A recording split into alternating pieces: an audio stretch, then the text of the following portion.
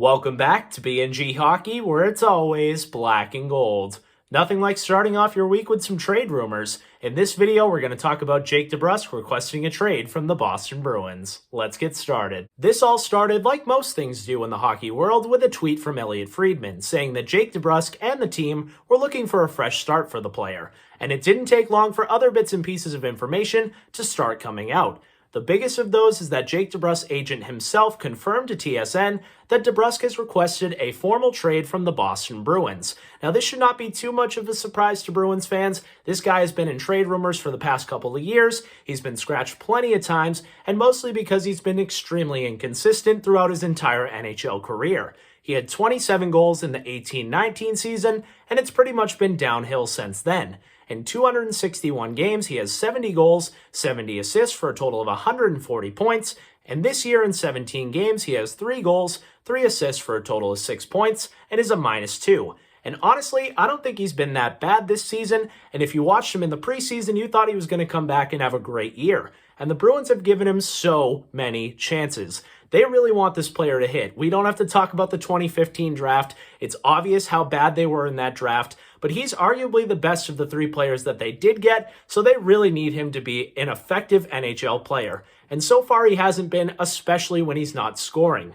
Now, Bruce Cassidy did have some pretty good comments the other night, saying that even if Jake DeBrusk is a 20-goal scorer, that means he's only scoring every 4 games, and he needs him to bring something else. DeBrusk does have speed, he can be physical, he can make plays, but night in and night out, he doesn't always bring it, and that's really frustrating, and that's what lands him in the doghouse repeatedly, and apparently Jake DeBrusk is frustrated that he's just never enough for this organization, and it's probably time that they separate. Even with all his flaws, there will still be plenty of teams interested in this player. He's only 25 years old, so he could arguably still get better. He's a former first-round pick, and he's only making $3.675 million for this season, and then he's an RFA. Teams love to have control, and honestly, at $3.6 mil, even with the production he has now, that's not a bad cap hit. Now, Bruins fans are probably worried there because they're thinking if that's the case, we should probably keep him.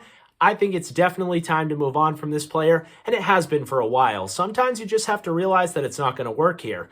Now, that being said, I would not be surprised if Jake DeBrusk does have success somewhere else. If we get the 2018-19 Jake DeBrusk, he's a very good top 6 forward. If we get the Jake DeBrusk we see on his off nights, he's barely an NHL player. So I think he's probably somewhere in between, and either way, you just kind of have to accept that it's not going to work here, and hopefully you get something good in return.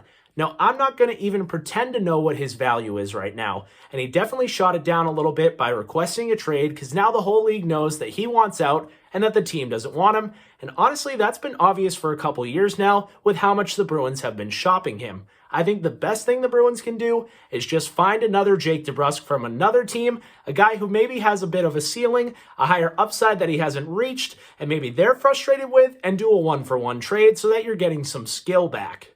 A trade that just makes too much sense 1-for-1 would be Jake DeBrusk for Dylan Strome of the Chicago Blackhawks. That's a younger centerman who hasn't quite reached his ceiling, but he has some size, and I think he would be a great fit for the Bruins, and he gives them a future option in the middle, which is something the Bruins desperately need. We have to remember, this core is getting older, and it's happening fast, and the Bruins don't have the best prospect pool. And one of the frustrating things about losing Jake DeBrusk would be you're losing one of your better, younger players. So I would hope that the Bruins at least bring someone in around DeBrusk's age, or preferably younger. Now, if you did want to go the prospect route, there's a Vitali Kravtsov from the Rangers. I know the Rangers might be interested in DeBrusk, and Kravtsov isn't really happy with the Rangers, and they're looking for a trade for him. The Bruins might have to throw a little bit more in because he's kind of higher end than Dylan Strome, but that would be a great trade, and the Bruins just need younger talent, so I really hope they can get that. Or maybe they use Jake DeBrusk in a bigger package for a guy who helps them win now. A guy like a JT Miller would be a great fit. Vancouver is really struggling right now, so I would definitely give them a call.